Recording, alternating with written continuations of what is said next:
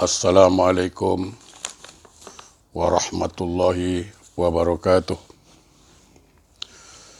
Innal hamdalillah wa syukurulillah wal aqibatu lil muttaqin.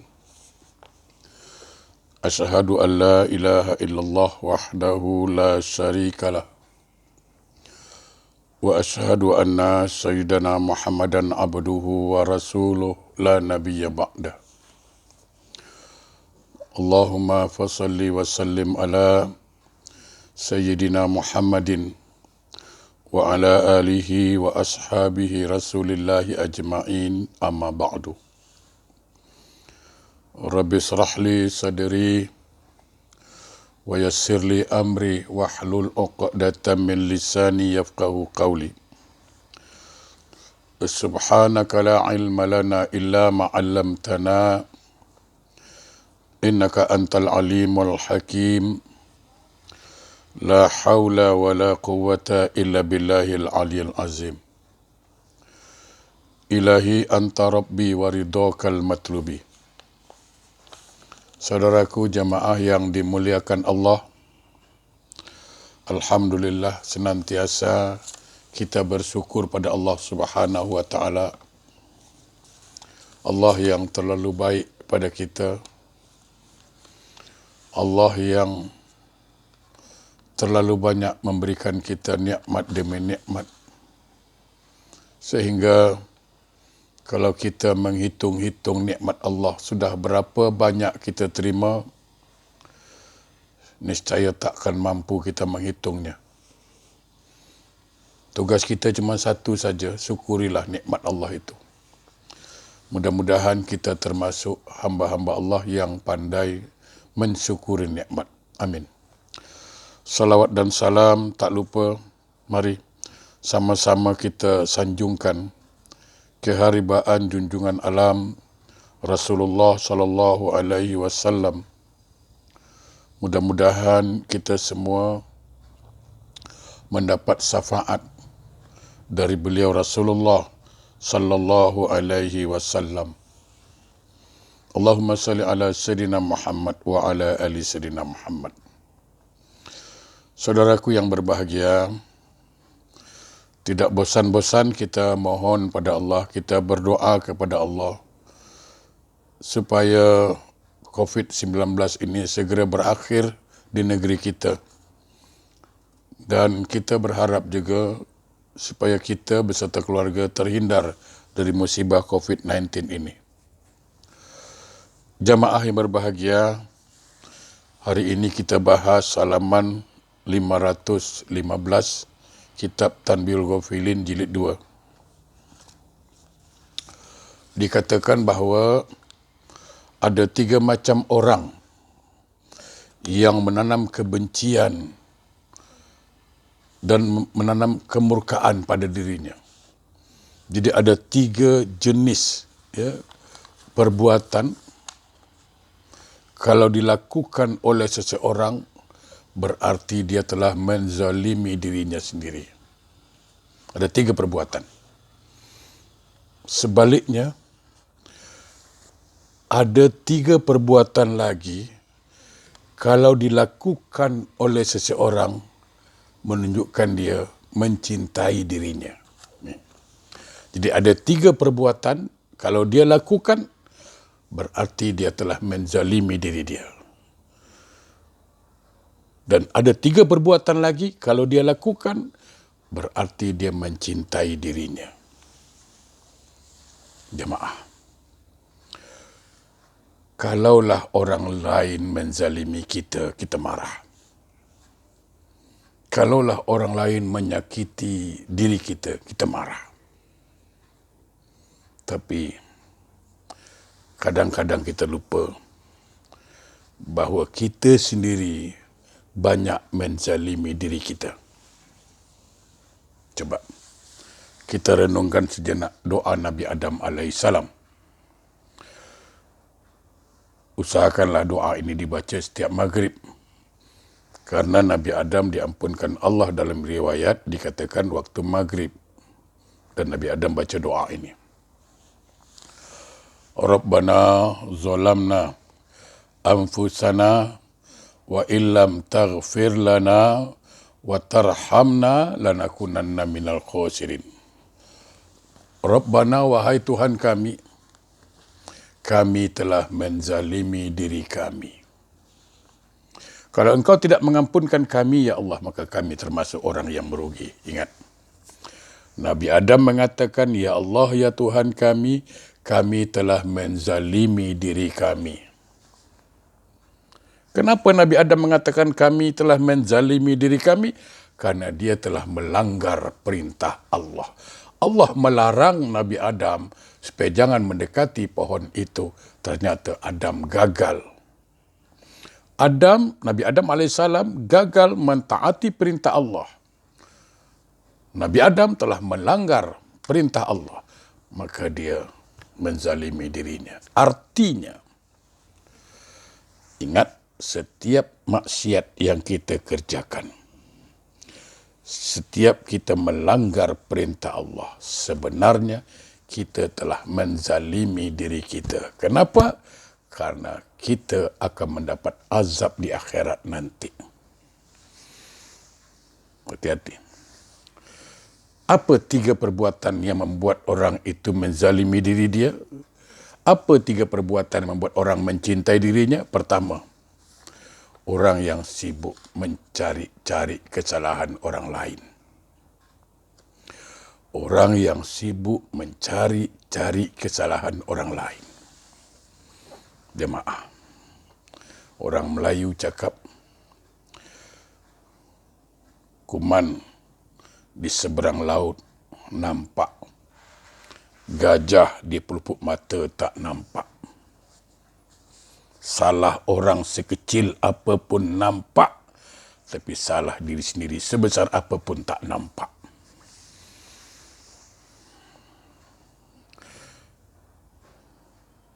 Jamaah yang berbahagia, ada yang perlu kita sadar, kita faham. Kita ini manusia. Pasti ada kesalahan. Kullu nas khata', kata Nabi. Seluruh manusia itu, kata Rasulullah, pernah bersalah. Sebaik-baik orang bersalah, dia bertaubat kepada Allah. Kita ini manusia. Pasti ada salah, pasti ada baik. Hanya malaikat yang tidak pernah salah. Hanya malaikat yang tidak pernah salah. Dan hanya setan yang tak pernah baik. Ingat, hanya malaikat yang tak pernah salah dan hanya setan yang tak pernah baik. Kita manusia, ada salah, ada baik. Kita manusia, ada salah, ada baik. Kita pun ada salah, buat apa nak cari salah orang lain? Nah, itu dia. Jadi, ketika kita mencari-cari kesalahan orang lain, akhirnya kita akan bertemu dengan beberapa dosa. Kita akan mengumpat dia. Dosa. Bila kita berdosa, bermaksiat. Bila bermaksiat kepada Allah, berarti kita menzalimi diri kita.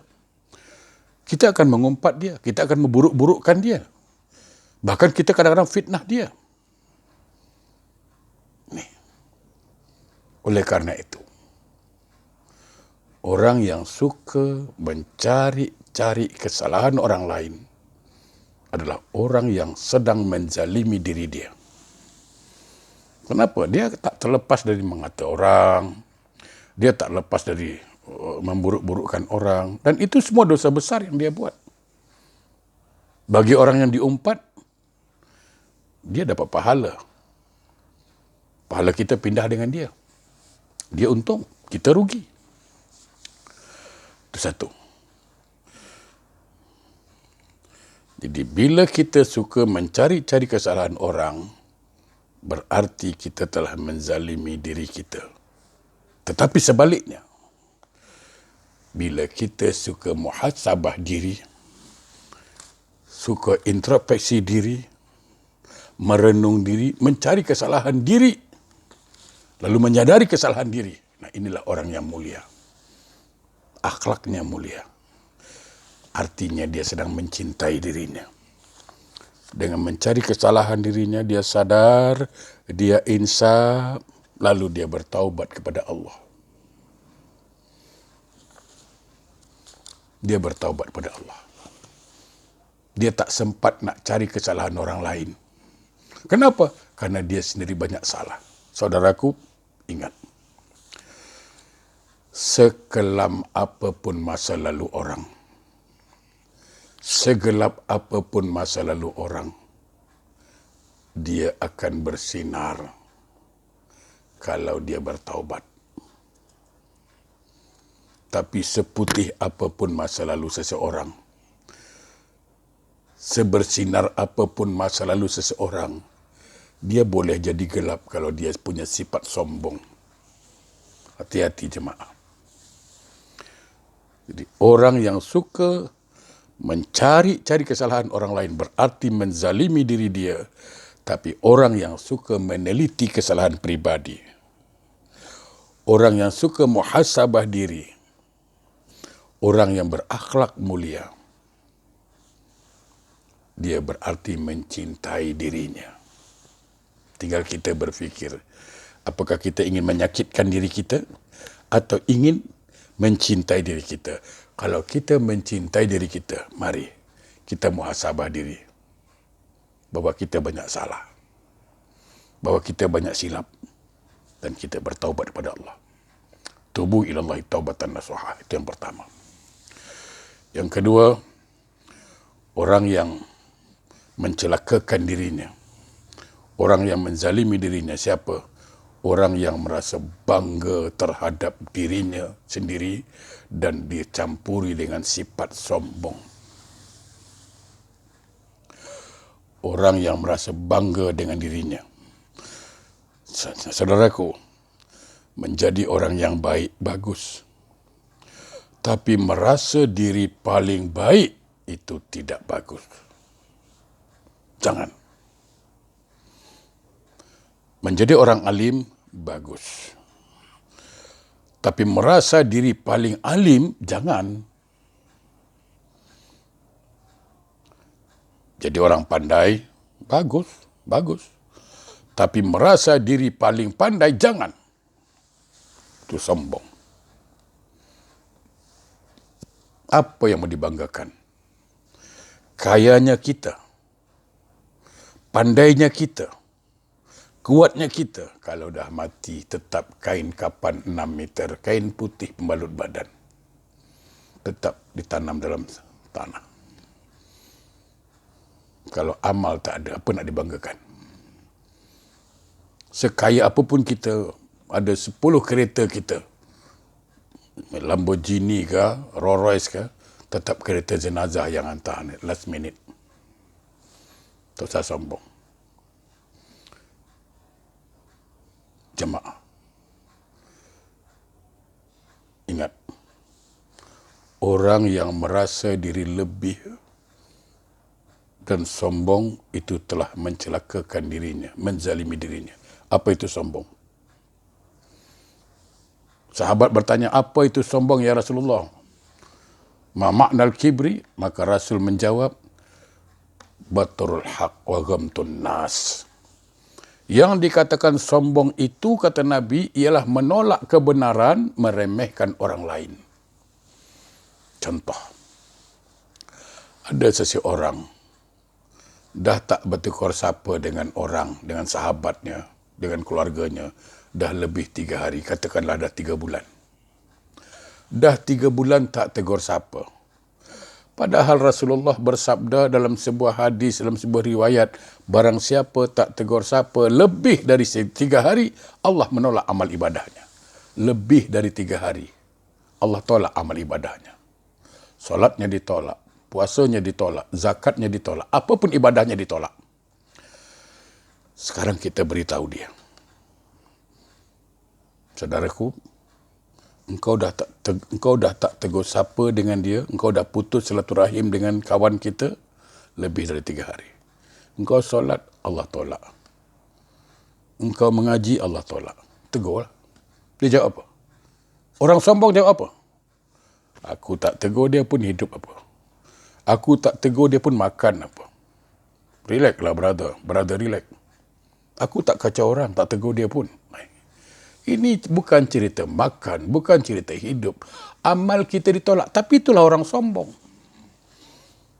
Orang sombong menolak kebenaran. Kalaulah hadis Nabi saja ditolak, Quran sendiri mengatakan ittaqullaha allazi tas'aluna bihi wal arham. Takutlah pada Allah, jaga silaturahim. Pun dia tolak. Siapalah kita ni? Inilah orang sombong. Meremehkan orang lain, menolak kebenaran. Siapa dia, aku nak tegur dia. Lu siapa? Aku nak tegur dia. Ini orang sombong. Merasa diri lebih. Tak boleh orang lain lebih sikit. Na'udzubillah, semua na'udzubillah. Menolak kebenaran. Dan meremehkan orang lain. Lu siapa? Alah, kecil menyebut. Aduh. Na'udzubillah. Jadi, kalau ada penyakit bangga diri, sombong dalam pribadi seseorang, berarti dia telah mencelakakan diri dia, berarti telah menzalimi dirinya. Tetapi saudaraku, apabila seseorang itu tawaduk, rendah hati, hormat kepada yang tua, hormat kepada orang yang alim, beradab kepada orang yang lebih tua, tak suka cakap besar, ini dia. Orang yang mencintai dirinya. Mungkin di depan manusia dia biasa-biasa saja. Mungkin di depan manusia dia terhina, tetapi mulia di sisi Allah. Inna akramakum indallahi atqakum. Yang paling mulia di sisi Allah adalah orang yang bertakwa. Dia tawaduk. Dia tak suka hina orang. Dia rendah hati. Orang hina dia, dia pun tak marah. Ini sifatnya mulia. Orang puji dia, tidak membuat dia bangga. Orang hina dia, tidak membuat dia tercela. Bagi dia, kemuliaan di sisi Allah. Yang dia takut. Manusia puji dia, tapi Allah hinakan dia. Itu yang dia takut. Hinaan manusia jangan takut. Yang kita takut hinaan Allah. Kalau Allah yang menghina kita baru takut. Tapi kalau manusia yang menghina kita tak ada masalah. Yang kita cari pujian Allah. Yang kita cari pujian Allah, bukan pujian manusia. Manusia nak puji silakan, tak puji tak masalah. Yang kita takut hinaan Allah, bukan hinaan manusia. Manusia menghina kita tidak membuat kita tercela di sisi Allah. Jadi jadilah orang yang tawaduk. Jauhkan sifat sombong. Jauhkan sifat bangga diri. Kenapa? Karena bangga diri itu, sombong itu warisan syaitan, warisan iblis. Kenapa iblis keluar dari surga? Kenapa iblis tidak mau sujud pada perintah Allah? Ketika Allah memerintahkan iblis supaya hormat kepada Adam, sujud pada Adam. Wa iz qulna lil malaikati isjudu li adama fasajadu illa iblis aba wastakbar wa kana minal kafirin. Ingat ketika Allah memerintahkan seluruh malaikat sujud kepada Adam, hormat kepada Adam, seluruh malaikat hormat kecuali iblis, syaitan. Kenapa? Aba wastakbar, angkuh dan sombong. Ini warisan iblis. Jadi orang yang bangga beramal, orang yang bangga dengan hartanya, orang yang bangga dengan ilmunya, itu adalah watak iblis, warisan iblis. Ana khairu minhu, aku lebih baik dari dia. Iblis mengatakan, ana khairu minhu, khalaqtani min narin wa khalaqtahu min tin. Aku lebih baik dari Adam. Kau ciptakan aku dari api, Adam dari tanah. Merasa diri lebih baik. Itu warisan setan, warisan iblis. Hindarkan jamaah. Jangan pernah merasa diri lebih baik dari orang lain. Karena itu watak iblis. Tapi jadilah orang yang tawaduk. Orang yang rendah hati. Tuh. Saudaraku. Yang ketiga. Orang yang zalim itu siapa? Orang yang riak dalam beramal. Dia solat memang, dia bersedekah iya, Dia pergi haji, iya. Dan dia berpuasa, bukan puasa Ramadan, puasa sunat sekalipun. Tapi kalau dia tidak ikhlas, kalau dia riak, berarti dia telah menzalimi dirinya. Kenapa? Bukan pahala dia dapat, bukan ridha Allah dia dapat, tetapi dapat dosa lagi, dapat murka Allah lagi. Kenapa? Karena Allah perintahkan kita beramal. A'udzubillahi minasyaitonirrajim. Wa ma umiru illa liya'budullah mukhlisina lahuddin. Kata Allah, aku tidak memerintahkan engkau beribadah. Aku tak suruh engkau beribadah kecuali ikhlas. Ikhlas. Kalau tak ikhlas tak payah. Inna yasiru min riya syirik, sedikit dari riya itu syirik. Jemaah, saya kasih contoh. Kalau ada satu kuali besar kari kambing, sedap baunya, menyengat hidung, lapar kita dengan mencium dia. Ada kari kambing. Satu kuali besar kari kambing. Tapi masuk satu taik kambing dalam kuali itu. Apakah kita mau makan? Tak. Kenapa? Jijik, kotor. Satu taik kambing masuk dalam kuali besar, kita tak nak makan, kita tak terima. Tak terima. Bayangkan. Sama. Kenapa tak terima? Kerana ada kotoran masuk di situ. Sama. Sebanyak apapun ibadah yang kita buat, sebaik apapun bacaan Quran kita, sebanyak apapun sedekah kita, masuk satu kotoran hati, kotoran maksiat, apa? Riak. Masuk. Allah tolak. Allah tolak. Aku tak suruh kau ibadah, aku tak suruh kau sedekah, aku tak suruh kau solat, kecuali ikhlas, kata Allah. Kalau tak ikhlas, jangan buatlah. Kalau tak ikhlas, jangan buat. Itu aja. Sebaliknya, orang yang cinta pada dirinya, orang yang sayang pada dirinya, dia akan senantiasa ikhlas dalam beramal. Kenapa? Karena dia faham. Dia faham.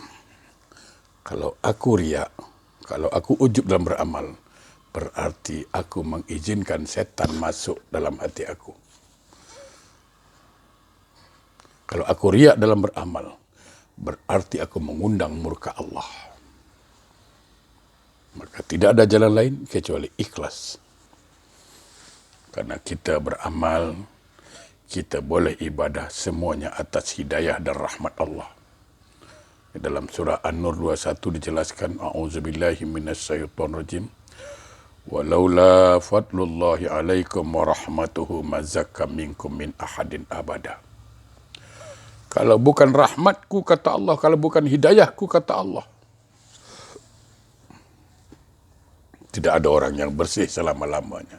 Jadi orang yang mencintai dirinya, dia sadar betul bahwa kemampuannya beribadah, kemampuannya beramal soleh, murni karena rahmat Allah.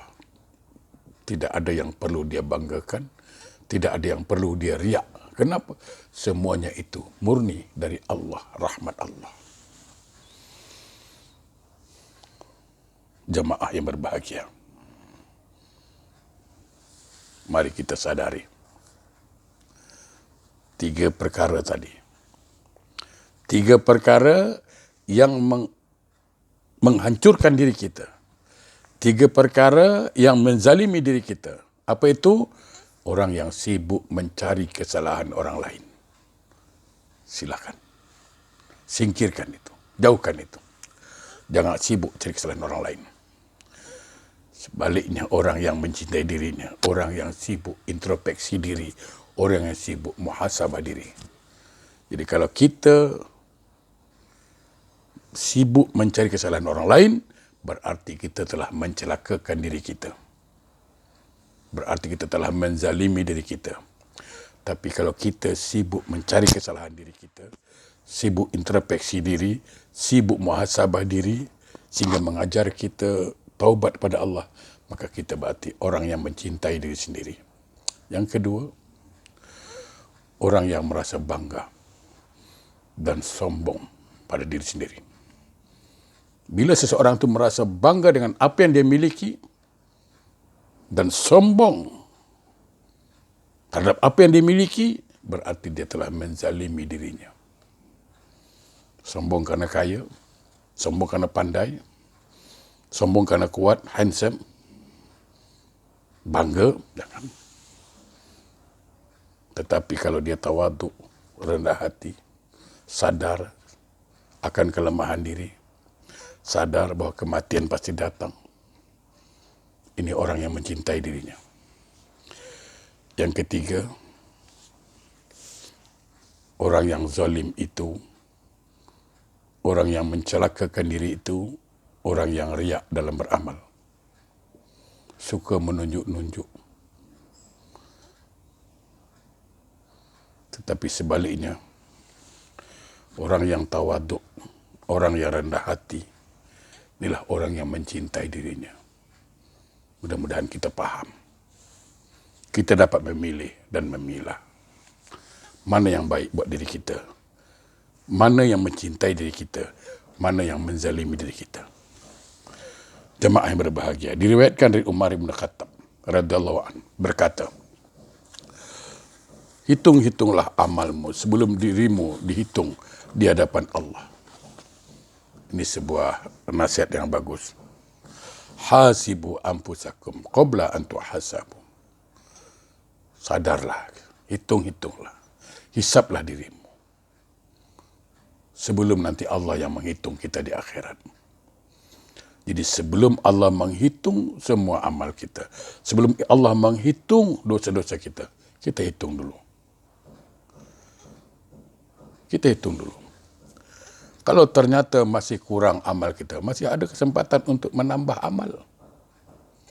Kalau ternyata banyak salah kita, masih ada kesempatan untuk kita bertaubat.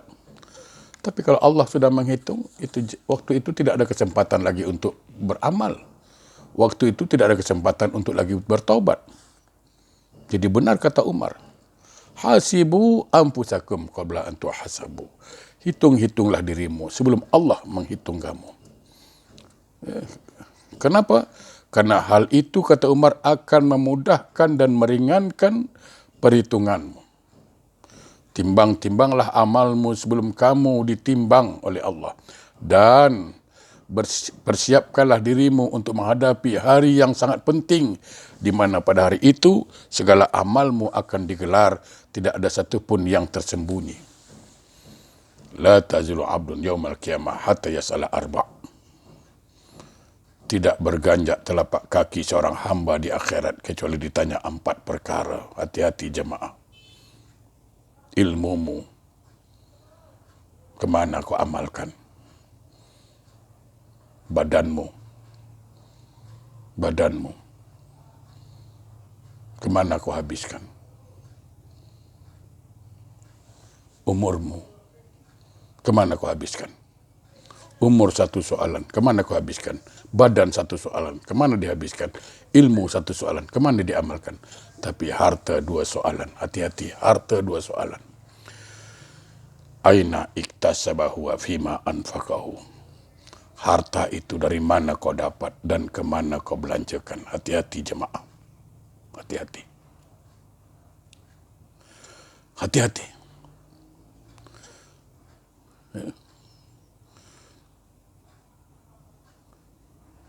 Sayyidina Umar mengatakan apa? Timbang-timbanglah amalmu sebelum kamu ditimbang, dan persiapkanlah dirimu untuk menghadapi hari yang sangat genting, di mana pada hari itu segala amalmu akan digelar, tidak ada satupun yang tersembunyi. Allah akan tanya, kemana ilmu yang kita pelajari, kemana diamalkan? Badan sehat, kemana? Apa yang kita buat? Buat ibadah ke? Atau buat haram jadah? Umur yang Allah berikan, kemana kita manfaatkan? Apakah untuk ibadah? atau enjoy? Dan ingat, harta, dua soalan. Aina iktasaba wa fima anfaqahu. Dari mana kau dapat dan kemana kau belanjakan?